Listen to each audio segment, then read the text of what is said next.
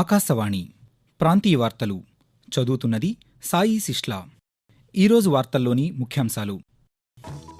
Bharatiya Janata party senior నాయకులు ప్రధానమంత్రి నరేంద్ర మోదీ రేపు రాష్ట్రంలో పర్యటిస్తారు. రాష్ట్ర వ్యాప్తంగా ప్రత్యక్ష నగదు బదిలీ ద్వారా 99.25% మందికి పింఛన్లు అందించామని పంచాయతీరాజ్ శాఖ ముఖ్య కార్యదర్శి శశిభూషణ్ కుమార్ వెల్లడించారు. మే 13న జరిగే పోలింగ్లో 11 రకాల గుర్తింపు కార్డులతో ఓటు హక్కు వినియోగించుకోవచ్చని విశాఖపట్నం జిల్లా రెవెన్యూ అధికారి బి దయానిధి పేర్కొన్నారు. ఆన్లైన్ ద్వారా ఎంప్లాయ్మెంట్ రిజిస్ట్రేషన్ ప్రక్రియ పూర్తి చేసుకోవచ్చని కృష్ణా జిల్లా ఉపాధి కల్పనాధికారి డి విక్టర్ బాబు తెలిపారు. వేసవి రద్దీ దృష్ట్యా గుంటూరు మీదుగా ప్రత్యేక రైళ్లు నడుపుతున్నట్లు మండల రైల్వే అధికారి తెలిపారు. వార్తల్లోని వివరాలు. భారతీయ జనతా పార్టీ సీనియర్ నాయకులు ప్రధానమంత్రి నరేంద్ర మోదీ రేపు రాష్ట్రంలో పర్యటించనున్నారు. ఎన్నికల ప్రచారంలో భాగంగా తూర్పుగోదావరి జిల్లాలోని రాజమహేంద్రవరం, అనకాపల్లిలో జరిగే ఎన్నికల ప్రచార సభల్లో ఆయన పాల్గొననున్నారు. తొలుత రాజమహేంద్రవరం లోక్సభ పరిధిలోని వేమగిరిలో మధ్యాహ్నం 3:30 నిర్వహించనున్న బహిరంగ సభలో ప్రధానమంత్రి మాట్లాడనున్నారు. అనంతరం సాయంకాలం 5:40 అనకాపల్లి జిల్లా కసింకోట మండలం తాళ్లపాలెం సమీపంలో నిర్వహించనున్న సభలో ప్రసంగిస్తారు. ఈ సభలో ప్రధానమంత్రితో పాటు టీడీపీ, జనసేన అధ్యక్షులు నారా చంద్రబాబు నాయుడు, కె పవన్ కళ్యాణ్ పాల్గొంటారు. రాష్ట్ర వ్యాప్తంగా 48,18,104 మంది పింఛన్ లబ్ధిదారులకు బ్యాంకు ఖాతాల్లో ప్రత్యక్ష నగదు బదిలీ విధానం ద్వారా నగదు జమ చేశామని, మరో 16,82,989 మందికి వారి ఇళ్ల వద్దే పింఛన్ల పంపిణీ చేసినట్లు పంచాయతీరాజ్ గ్రామీణాభివృద్ధి శాఖ ముఖ్య కార్యదర్శి శశిభూషణ్ కుమార్ ఒక ప్రకటనలో తెలిపారు. 2 విభాగాల్లో కలిపి మొత్తం 99.25% మందికి పింఛన్లు అందచేశారని తెలిపారు. సార్వత్రిక ఎన్నికలకు సంబంధించి మే 13న జరిగే పోలింగ్లో 11 రకాల గుర్తింపు కార్డులతో ఓటు హక్కు వినియోగించుకోవచ్చని విశాఖపట్నం జిల్లా రెవెన్యూ అధికారి బి దయానిధి ఒక ప్రకటనలో పేర్కొన్నారు. Aadhaar, driving licence, PAN card, bank లేదా తపాలా శాఖ జారీ చేసిన పాస్ పుస్తకం, పాస్పోర్ట్, ఫోటోగ్రాఫ్ ఉన్న పింఛన్ డాక్యుమెంట్, కేంద్ర, రాష్ట్ర ప్రభుత్వ ఉద్యోగులకు జారీ చేసిన ఐడి కార్డ్, ఎంపీ, ఎమ్మెల్యే, ఎమ్మెల్సీలకు జారీ చేసిన ప్రభుత్వ గుర్తింపు కార్డ్, ప్రత్యేక వైకల్యాన్ని గుర్తించే కార్డ్ వంటి వాటిల్లో ఏ ఒక్కటైనా ఉపయోగించి ఎన్నికల్లో ఓటు వేయొచ్చని తెలిపారు. ఉత్తరప్రదేశ్లో ఎన్నికల సన్నాహాలు చివరి దశకు చేరుకున్నాయి. రాష్ట్రంలోని 10 నియోజకవర్గాలకు ఈ నెల 7వ తేదీన పోలింగ్ జరగనుంది. ఎన్నికల ప్రచారంలో భాగంగా బీజేపీ సీనియర్ నాయకులు ప్రధానమంత్రి నరేంద్ర మోదీ ఈరోజు ఎన్నికల ర్యాలీలలో ప్రసంగిస్తారు. రాష్ట్రంలోని ఇటావా, దౌరాహ్రా నియోజకవర్గాల్లో జరిగే రాజకీయ ర్యాలీల్లో ప్రధానమంత్రి పాల్గొనడంతో పాటు ఈరోజు సాయంకాలం అయోధ్యలో రోడ్ షో నిర్వహించనున్నారు. రోడ్ షోకి ముందు బాలరాముని దర్శించుకుని ప్రత్యేక పూజలు నిర్వహించనున్నారు. ఎంప్లాయ్మెంట్ ఎక్స్చేంజ్లో ఆన్లైన్ నమోదు ద్వారా రిజిస్ట్రేషన్ ప్రక్రియ పూర్తి చేసుకోవచ్చని కృష్ణా జిల్లా ఉపాధి కల్పనాధికారి డి విక్టర్ బాబు ఓ ప్రకటనలో తెలిపారు. 10వ తరగతి, ఇంటర్మీడియట్, ఇతర ఉన్నత విద్యను అభ్యసించిన వారు మెయిల్ ద్వారా ఆధార్ కార్డును ఉపయోగించి employment.ap.gov.in వెబ్సైట్ ద్వారా సులభంగా రిజిస్ట్రేషన్ పూర్తి చేసుకోవచ్చని అన్నారు. అదేవిధంగా వెబ్సైట్ ద్వారా రిజిస్టర్ అయిన 48 గంటల్లోపు ఎంప్లాయ్మెంట్ కార్డు జారీ అవుతుందన్నారు.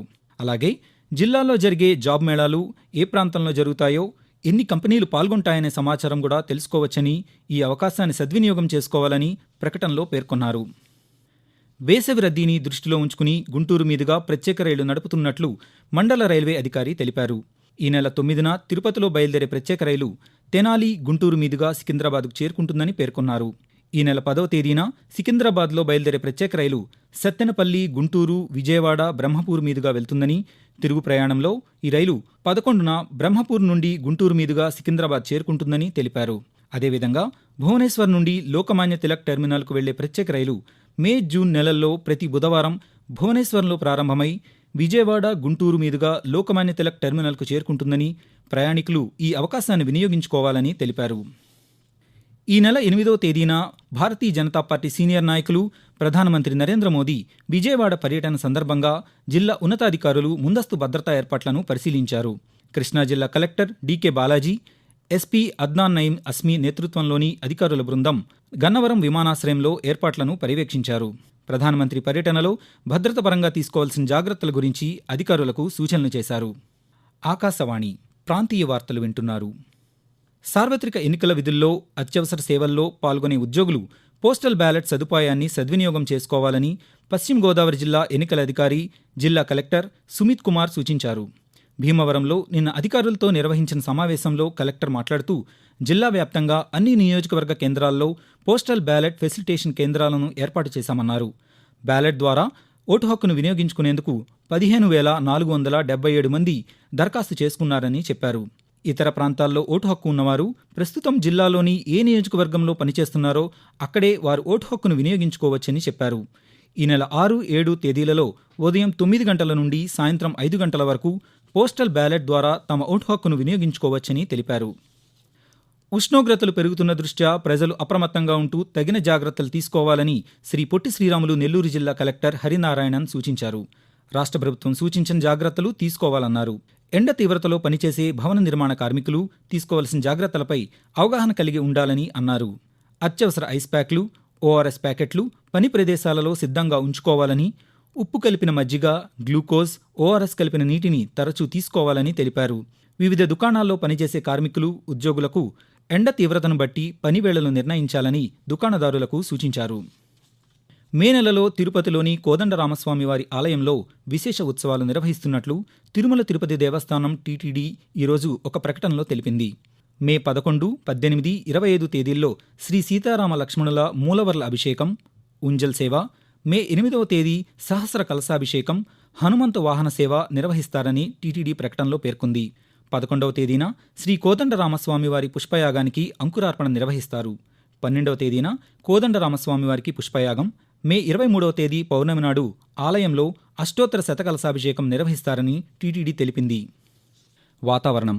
రాష్ట్రంలో ప్రస్తుత వాతావరణ పరిస్థితులను అమరావతిలోని భారత వాతావరణ కేంద్ర అధికారి ఎం వెంకట్రావు కొద్దిసేపటి క్రితం ఆకాశవాణి విజయవాడ ప్రాంతీయ వార్తా విభాగానికి వివరిస్తూ, ఈరోజు మరియు రేపు ఉత్తర కోస్తా ఆంధ్రప్రదేశ్ మరియు యానాములలో తేలికపాటి నుంచి ఒక మోస్తరు వర్షాలు లేదా ఉరుములతో కూడిన జల్లులు 1 లేదా 2 చోట్ల కురిసే అవకాశం ఉంది. ఉరుములతో కూడిన మెరుపులు మరియు ఈదురుగాలు గంటకు 30 నుంచి 40 కిలోమీటర్ల వేగంతో 1 లేదా 2 చోట్ల వీచే అవకాశం ఉంది. ఇక దక్షిణ కోస్తా ఆంధ్రప్రదేశ్లో ఈరోజు మరియు రేపు తేలికపాటి నుంచి ఒక మోస్తరు వర్షాలు లేదా ఉరుములతో కూడిన జల్లులు 1 లేదా 2 చోట్ల కురిసే అవకాశం ఉంది.